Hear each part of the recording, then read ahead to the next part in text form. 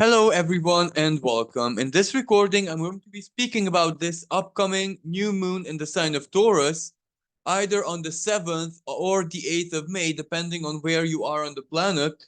And this is also a super new moon, meaning that the moon is physically that much closer to the Earth. So, usually, the impact, both physical but at the same time, esoterical, is that much more amplified. Now, this new moon is quite a cycle breaker, so to speak, because this is the first fresh and new energy that we get after the eclipse season. We did have after the total solar eclipse in the sign of Aries, which took place on the um, 8th of April. We did have a full moon in the sign of Scorpio, but that pointed to endings, culmination, clarity, moment of realization rather than anything new. However, this new moon does bring that element.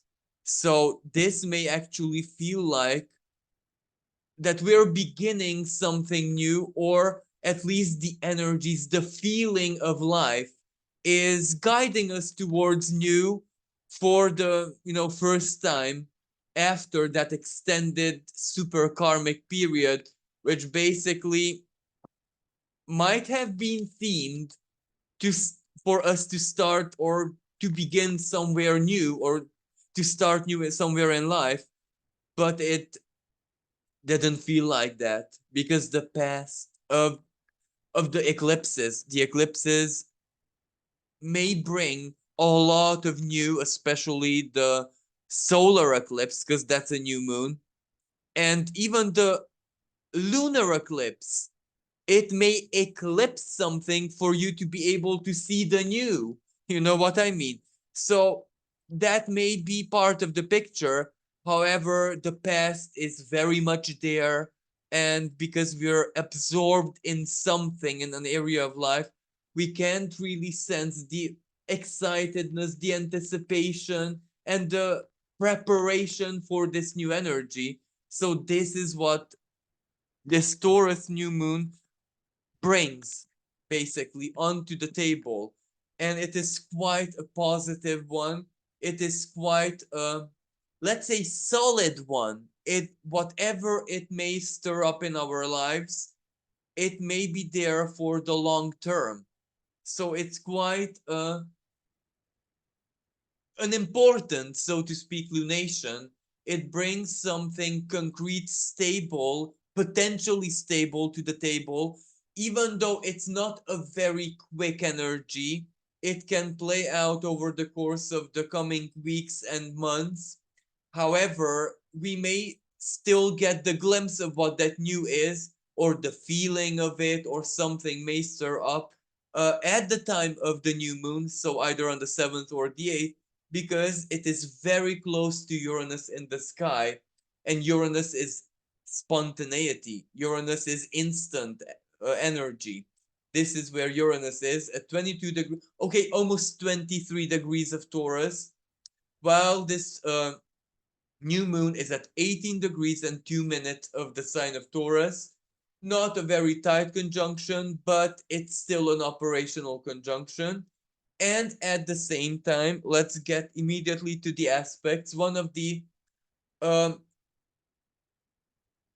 more, how should I say, stabilizing aspects, because Uranus, the conjunction with Uranus is actually the opposite, destabilizing. The stabilizer is here. Saturn holds quite a tight sextile, Saturn being at 17 degrees 14 minutes of Pisces. So that's an operational sextile with this new moon in the fixed earth sign of Taurus, and Saturn loves that. So Saturn supports that energy. Saturn brings from Pisces the ideal, the spirit, the dream, the principle, the belief factor, the feeling. And Taurus, of course, along with the new moon in it, brings the actual whatever it is. So this new, whatever this is in our lives, it can simply be just a new emotion, new value, new aspiration, new dream, new desire.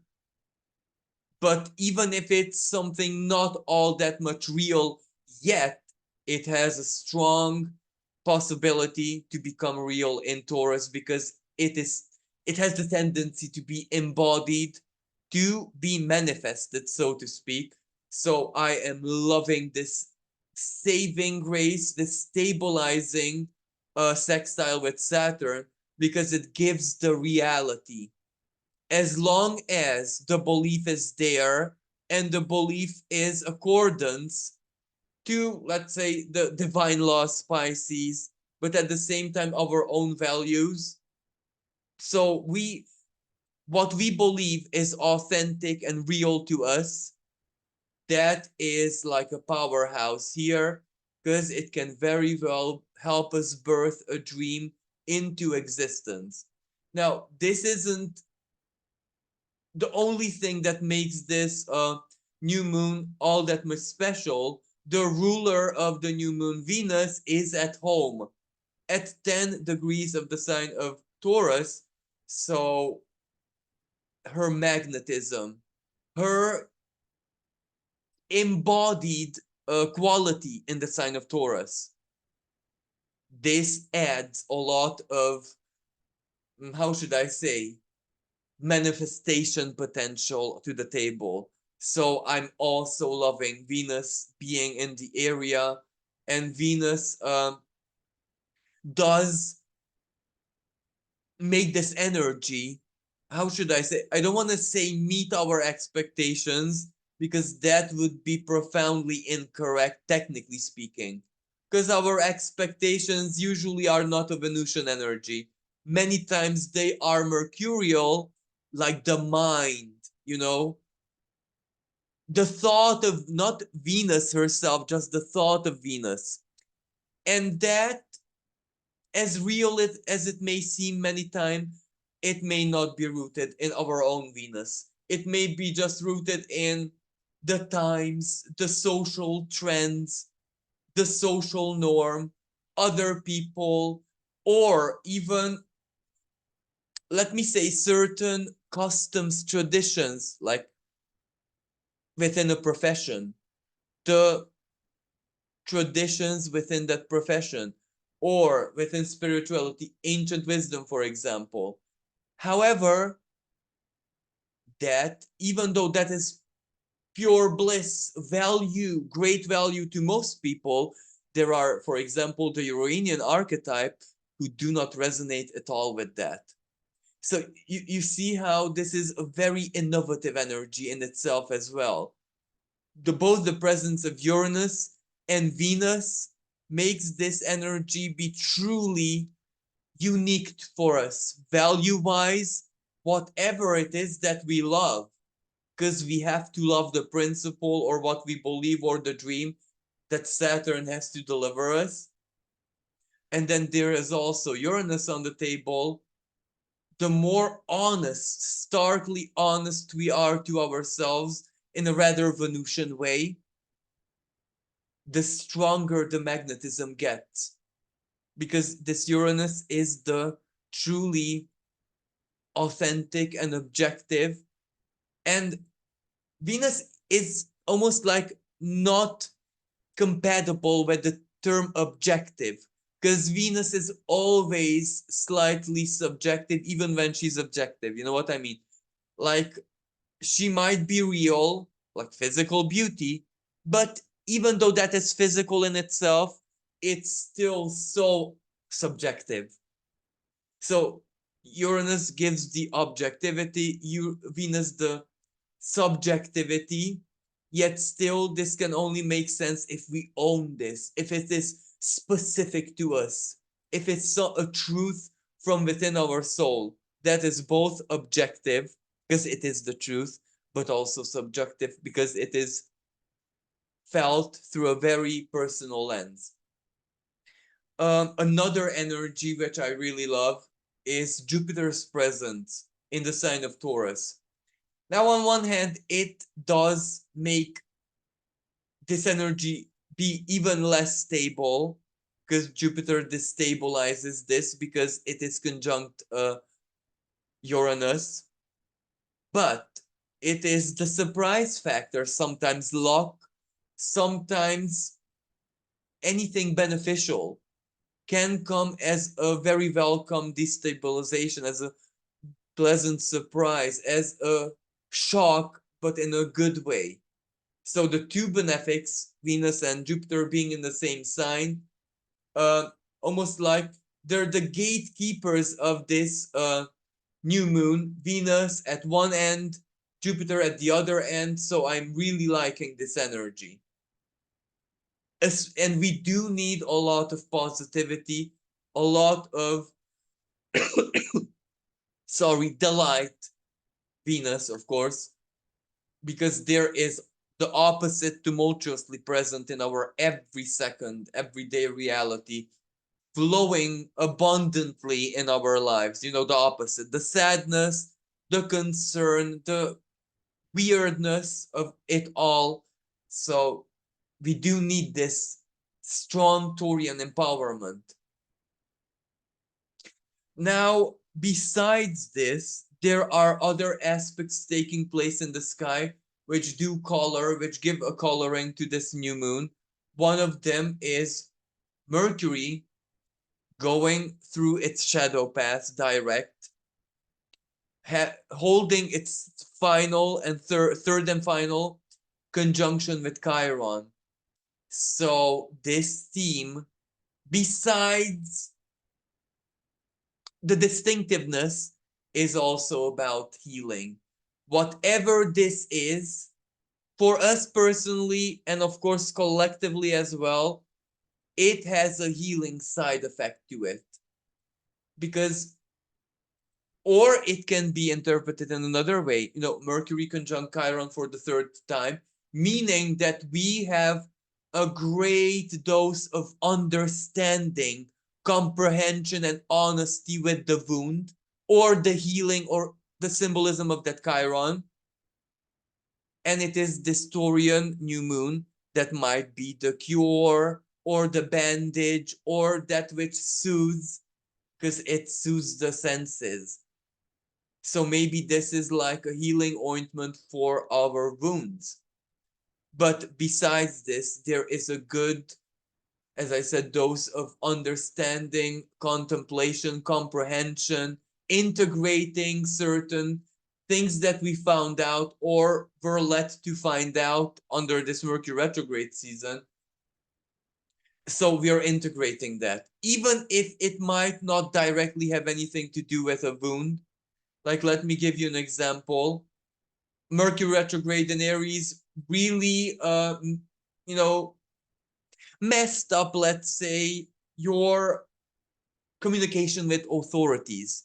For something like tax or whatever you want to initiate, you need approval of authority or something similar. You needed to go back and forth,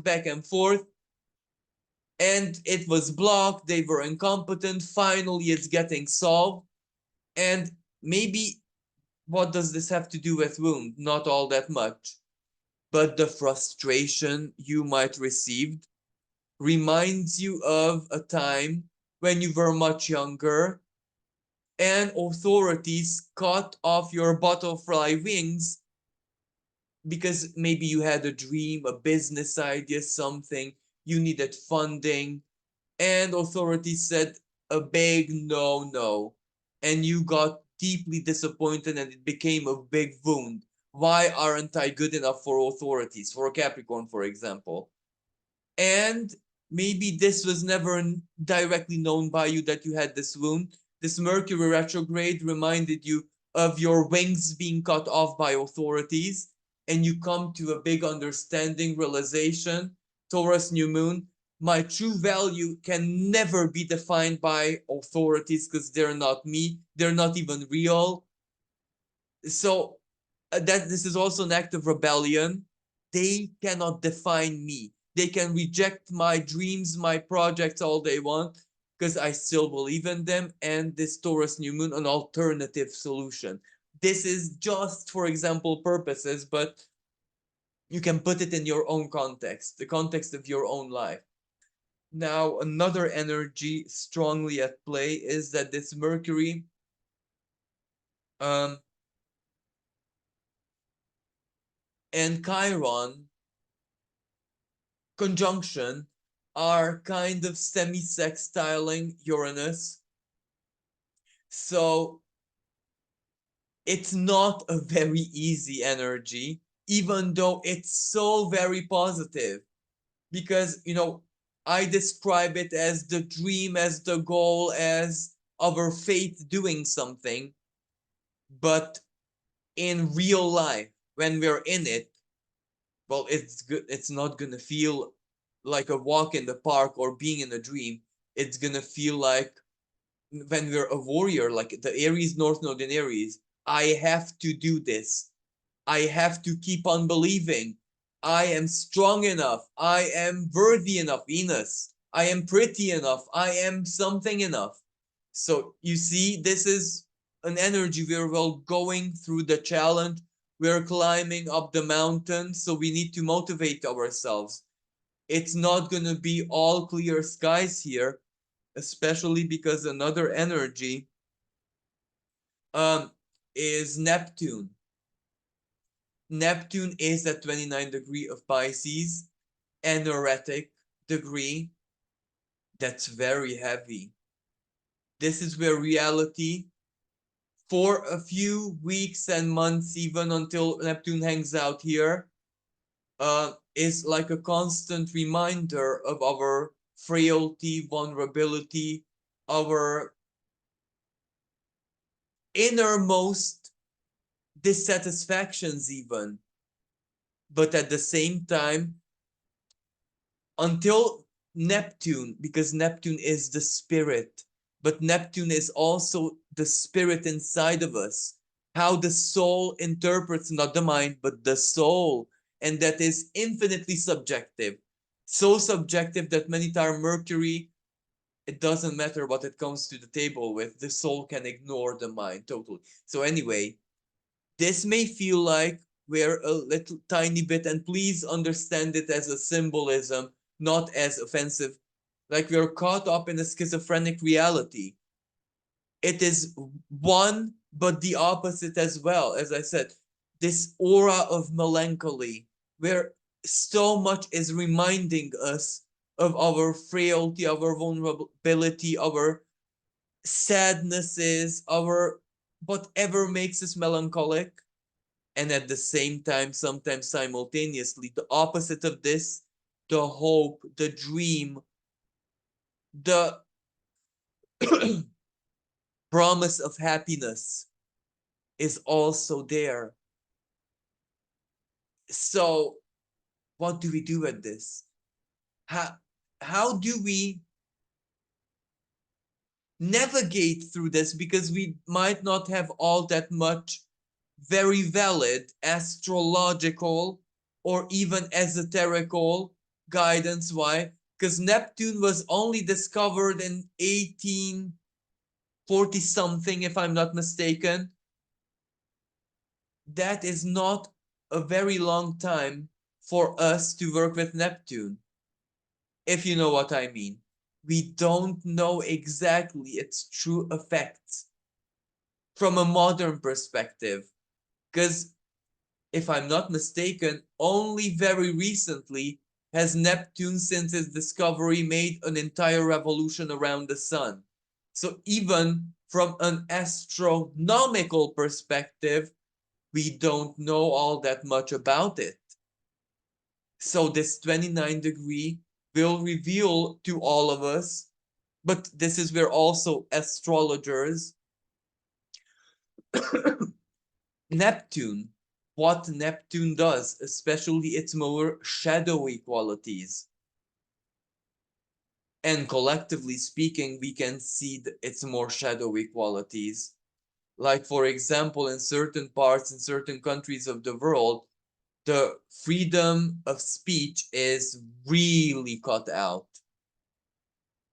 Now, how you may ask me or and yourself, Well, how is that Neptune? Isn't that more like Saturn? Well, on one hand, Saturn and Neptune in 2025 or even at the very end of this year will start to dance together in a conjunction. And I do believe they will perfect their conjunction at 0 or something like that degree of Aries. So Saturn, especially right now, is very much in the picture.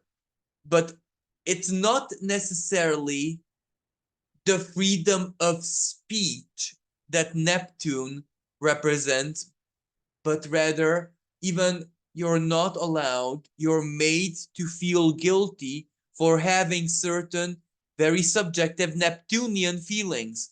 How does one interpret reality and history and everything in it? Isn't that more like up to us personally? Neptune. We see and we embrace reality how we want. And this is where this freedom and this divine right may be the most primal one that was left to us, because we have free will. So that means that the divine actually wants us to interpret reality however it is that we want, correct or incorrect to our own soul path. That doesn't matter. We have the right to be incorrect, and that for be and that and for that to be okay, because that's why we are here in life, to find out what is correct for us and what is incorrect for us. So where I'm going with this is, if someone makes you feel guilty for having a certain feeling, that's an erratic Neptune. That's manipulation on a larger scale. That's where, if you're not possessed by the collective spirit, what does this mean?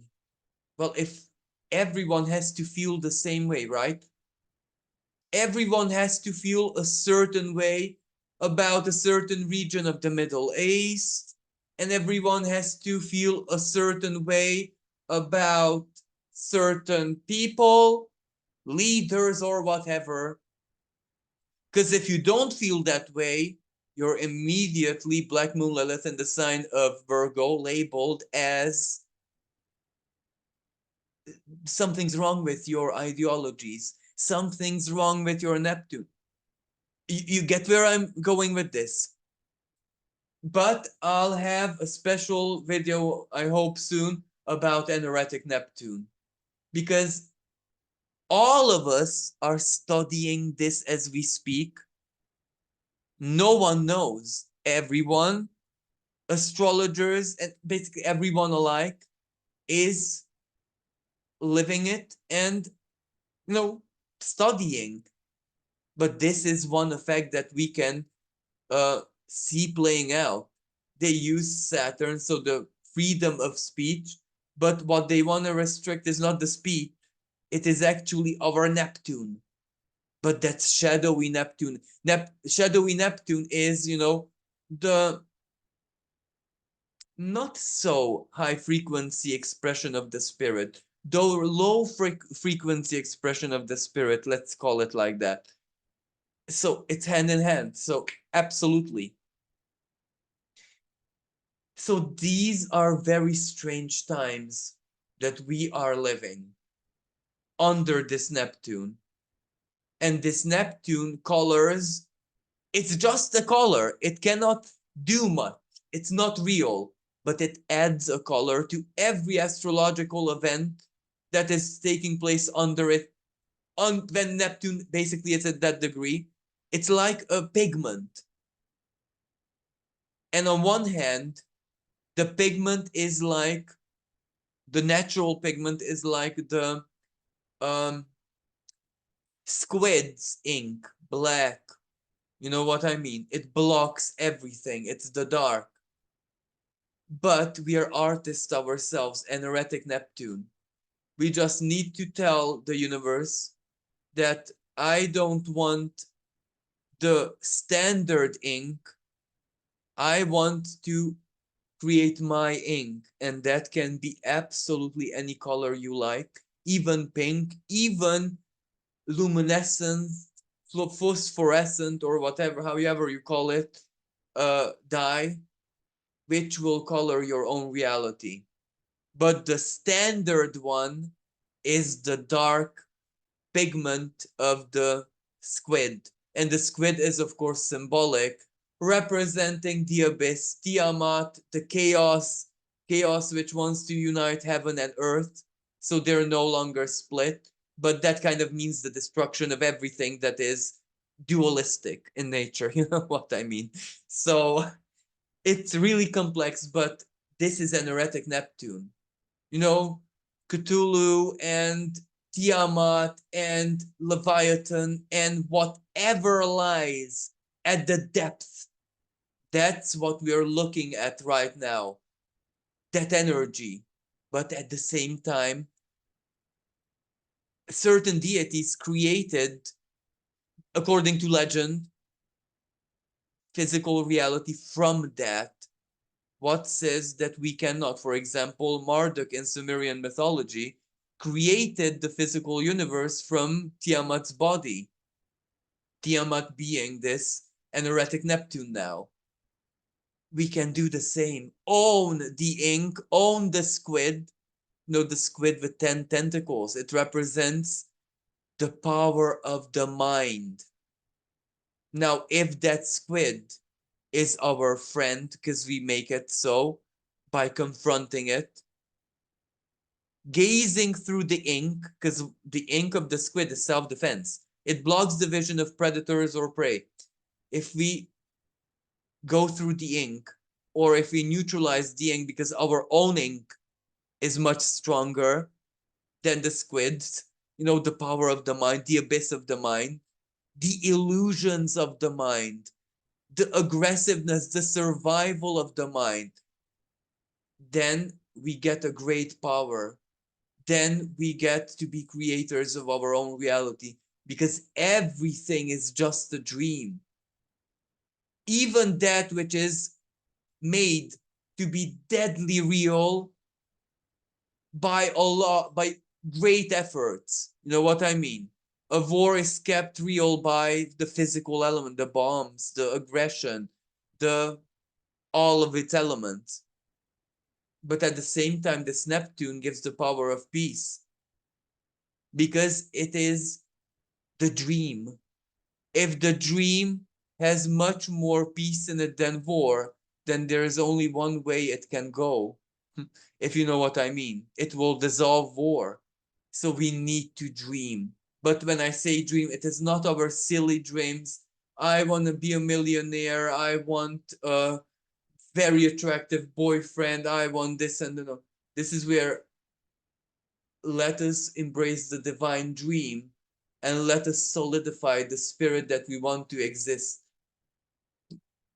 We must embrace our inner Morpheus, the essence of our dreams, in order to give way to the divine dream, which is always benevolent, which always wants us to grow and get wiser and wiser. As Nadia Shah always says, love and wisdom.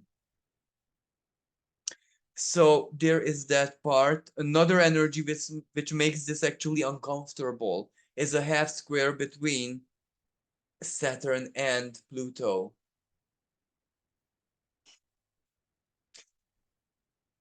Not comfortable. Very, very uncomfortable, because as I said, there is a limitation of feeling.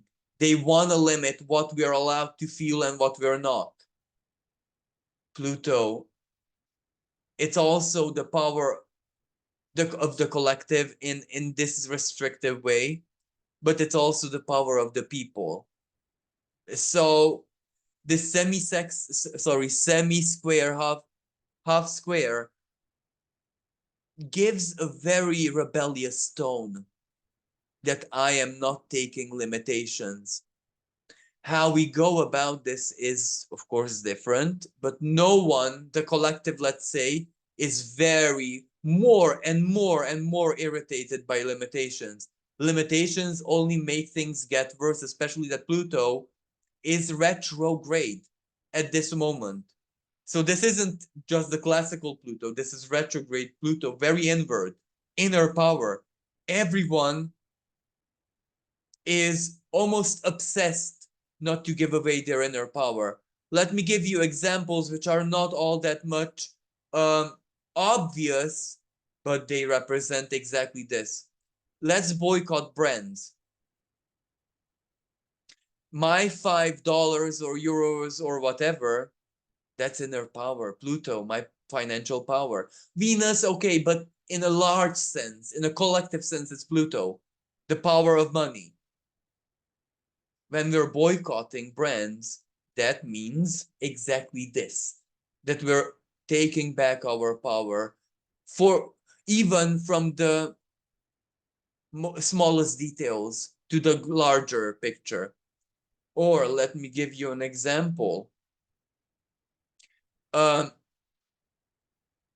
when there are certain big political speeches or whatever, and protesters or someone disrupts that, their discourse is a form of power, especially Pluto and Aquarius, because the power of words and oratorics and all, Mercury as well, of course.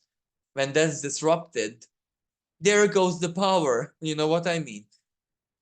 And so just think about it. When we don't even want to give to another person, to a job, to a boss, to centralized power, to whatever, not even the slightest spark of our power, and not anything. We're that tight, so to speak, power wise. That's Pluto retrograde. But keep in mind, it will go back in an erratic degree of Capricorn. So centralized power or the symbolism of Capricorn is not going to have any of that either. But we'll see where things lead to. Another theme that I need to mention is the Sabian symbol of this 18 degrees of Taurus, 18 degrees, 19 degrees of Taurus, a newly formed continent. All the turmoil and troubles that we experienced individually and collectively over the past few years, especially since 2018, when Uranus entered Taurus and started this massive uprooting of our core values. We've been through very turbulent times. Since then, we had, on one hand, the Pluto-Saturn conjunction, which really uprooted everything, the COVID and all of that. But then we also had the ongoing square between Saturn and Uranus in 2020 and 2021, if I'm not mistaken. That was sheer torture, basically, in that sense.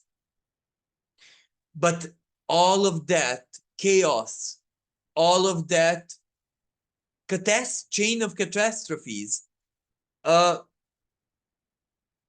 meteorologically and physically, there are so many examples. Croatia earthquake, Turkey earthquake, volcanoes, floods, bridges collapse, buildings catch fire, this blows up, from those years, the examples are infinite.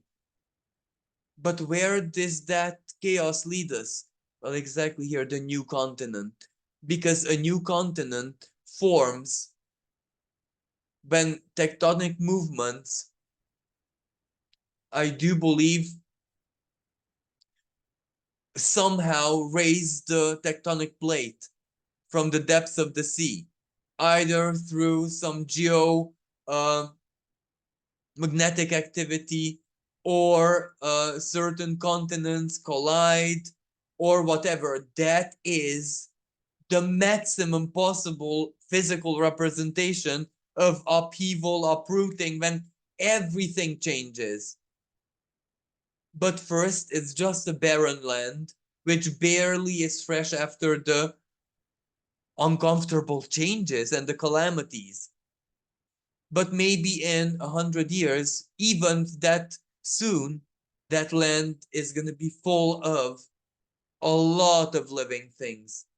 In 1,000 years, maybe, it has a full-blown ecosystem. So this newly formed continent is a really, really good news. Long story short, in a nutshell, this new moon shows us how we can make good use of all our troubles and pain and upheavals and whenever life pushed us out of our comfort zones in the past years ever since 2018.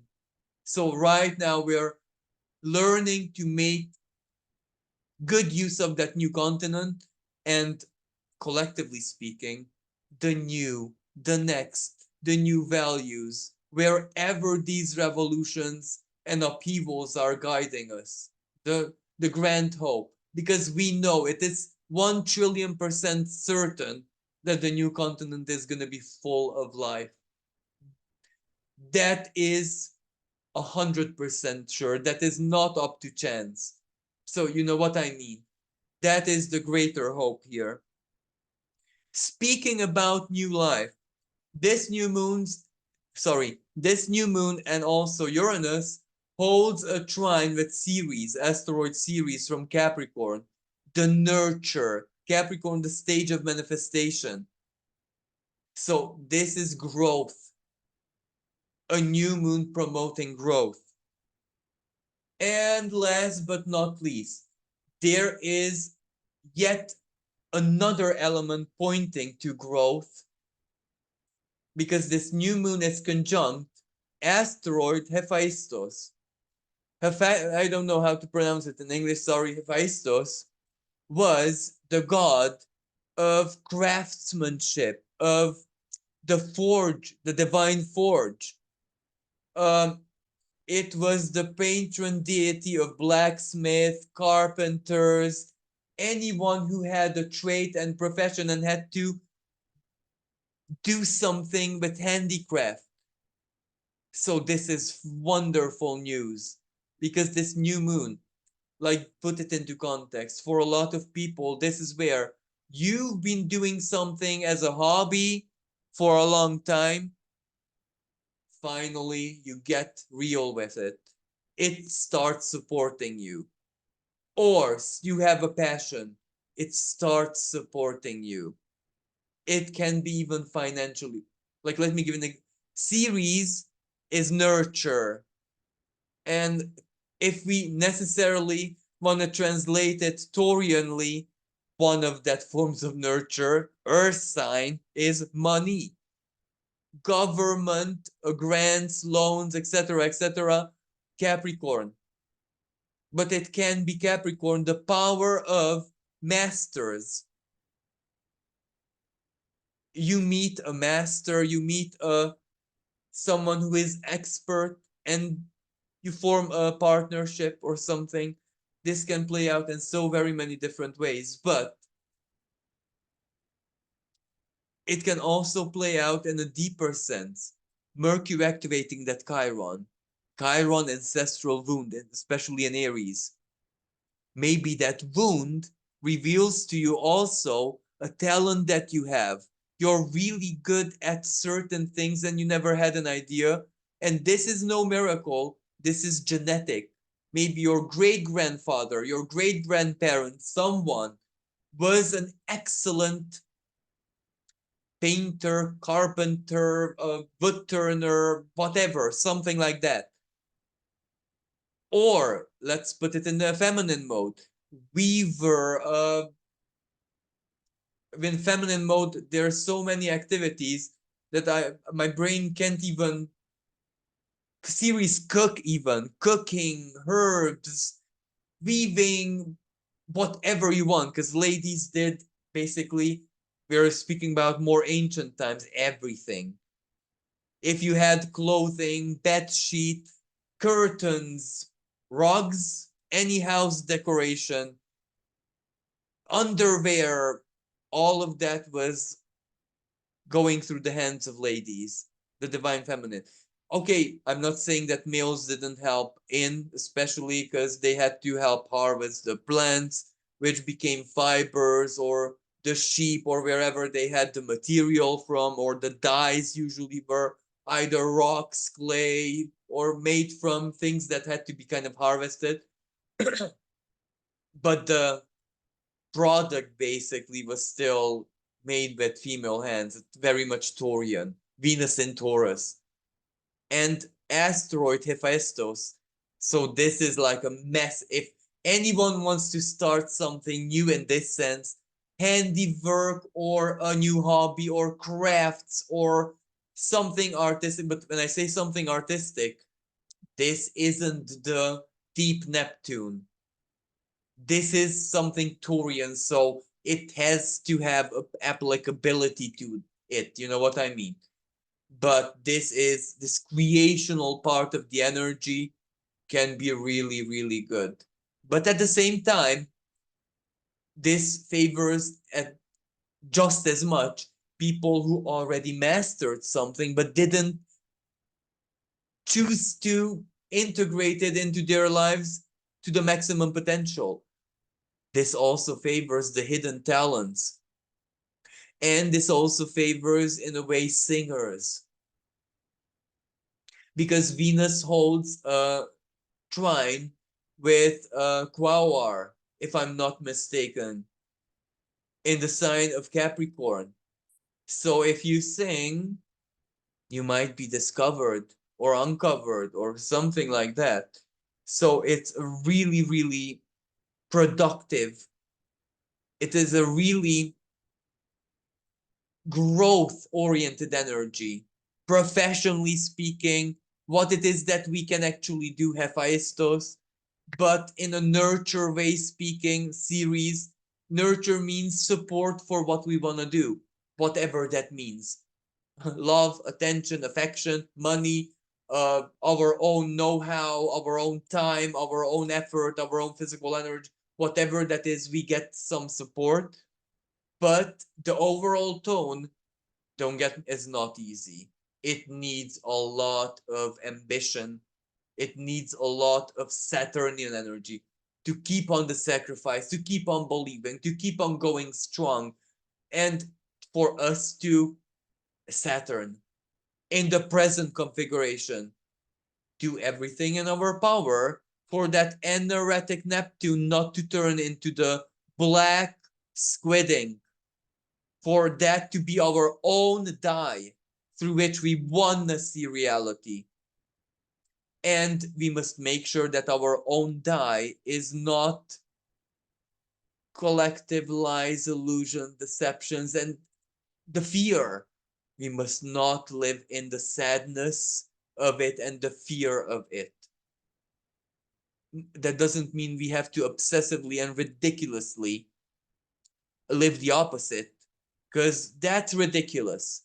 That's not the cure. Staying with the sadness, that's sacred. Because what do? We share the sadness of the earth, of the divine, of the spirits lost. Staying with the feeling in that sense, that's sacred. Allowing it to drown you, suffocate you, owning it, that is the bad idea. But when we stay with the feeling, with the sadness, that's when we will realize the opposite, that it will be our duty to embrace every moment of joy, every positive meaning we need to embrace. That which we realistically have in our lives, not the illusions, not the toxic positivity, but that which is truly something, a blessing or something good in our lives, in our reality, or within us. We need to embrace that. And that is what sometimes staying with the sadness is so important, because that's the contrast material which highlights all the treasures that we have. And that's the balanced way. We share the sadness, but what that does to us makes it our own duty, Saturn, to be grateful and to feel the joy for all the good that we have.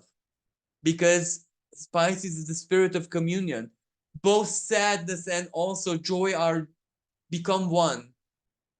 So you see what we need to pump even joy, and why not Venus and Taurus pleasure into the collective reality as well, because otherwise an erratic Neptune is going to show us his teeth.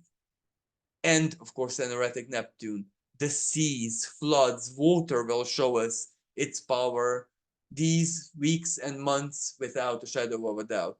So thank you everyone for listening. Thank you for all the love and support. And let us make a wish, put a seed of intention into the universe, even for the collective. Let us be the Hephaestus, the divine armor, the divine blacksmith, who strikes the iron of reality and shapes it to what it needs to be according to the human spirit. So thank you everyone. Until next time, bye for now.